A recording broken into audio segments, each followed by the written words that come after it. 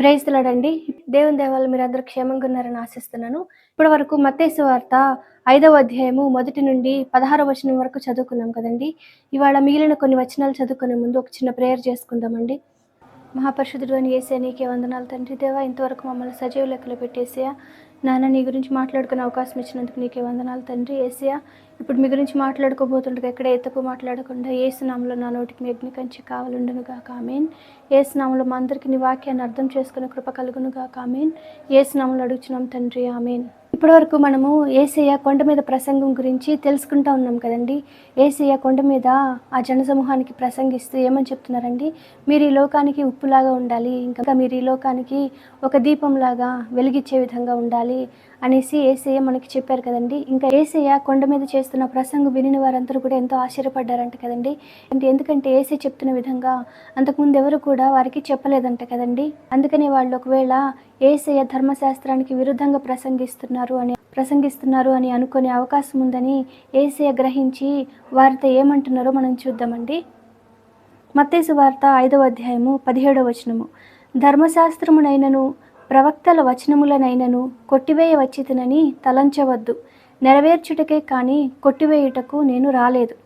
ఆకాశమును భూమియు గతించిపోయిననే కానీ ధర్మశాస్త్రమంతయు నెరవేరు వరకు దాని నుండి ఒక్క పొల్లైనను ఒక సున్న అయినను తప్పిపోదని నిశ్చయముగా మీతో చెప్పుచున్నాను.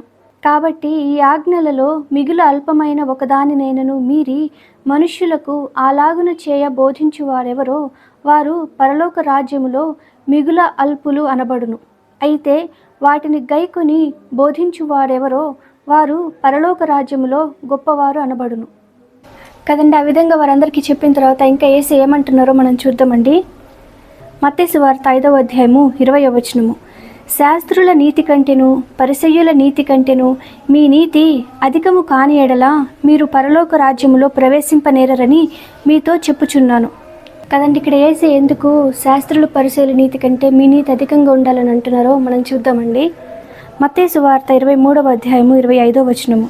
అయ్యో వేషధారులైన శాస్త్రులారా పరిసయ్యులారా, మీరు గిన్నెయు పళ్ళెమును వెలుపట శుద్ధి చేయుదురు, కానీ అవి లోపల దోపుతోనూ అజితేంద్రియత్వముతోనూ నిండియున్నవి కదండి. ఇక్కడ యేసు ఏం చెప్తున్నారండి? శాస్త్రులు పరిసయ్యులు పైకి మంచిగా ఉంటున్నారు, కానీ వారి హృదయం నాకు అంగీకారంగా లేదు. అందుకని మీరు శాస్త్రుల పరిసయ్యుల విధంగా కాకుండా మీ హృదయంలో కూడా నీతిని అనుసరించి జీవించాలి. ఆ విధంగా మీ నీతి శాస్త్రుల పరిసయ్యుల నీతి కంటే అధికంగా ఉంటే మాత్రమే మీరు పరలోక రాజ్యంలో ప్రవేశిస్తారనేసి యేసయ్య చెప్తున్నారు కదండి. బైబిల్ ఏమనుంటుందండి? హృదయం అన్నిటికంటే మోసకరమైనది అనేసి ఉంటుంది కదండి. కాబట్టి మనందరం కూడా బలహీనమే. కాబట్టి మనం ఏం చేయాలండి? ప్రతిదినం కూడా మనము యేసయ్య యొక్క పరిశుద్ధ రక్తంతో మన హృదయాన్ని క్లీన్ చేసుకోవాలి కదండి. ఆ విధంగా మనము పరిశుద్ధాత్మ సహాయం చేసుకొని మనం పరిశుద్ధంగా జీవించగలుగుతాం కదండి. ఆ విధంగా పరిశుద్ధంగా జీవిస్తూ పరలోక రాజ్యం చేరుకునే కృప యేసు నామములో మనందరికీ కలుగునుగా. ఆమేన్. యేసు నామములో మనందరికీ సమాధానం కలుగునుగా. ఆమేన్. ఇప్పటి వరకు చదువుకున్నాము మత్తయి సువార్త 5వ అధ్యాయము 17వ వచనం నుంచి 20వ వచనం వరకు.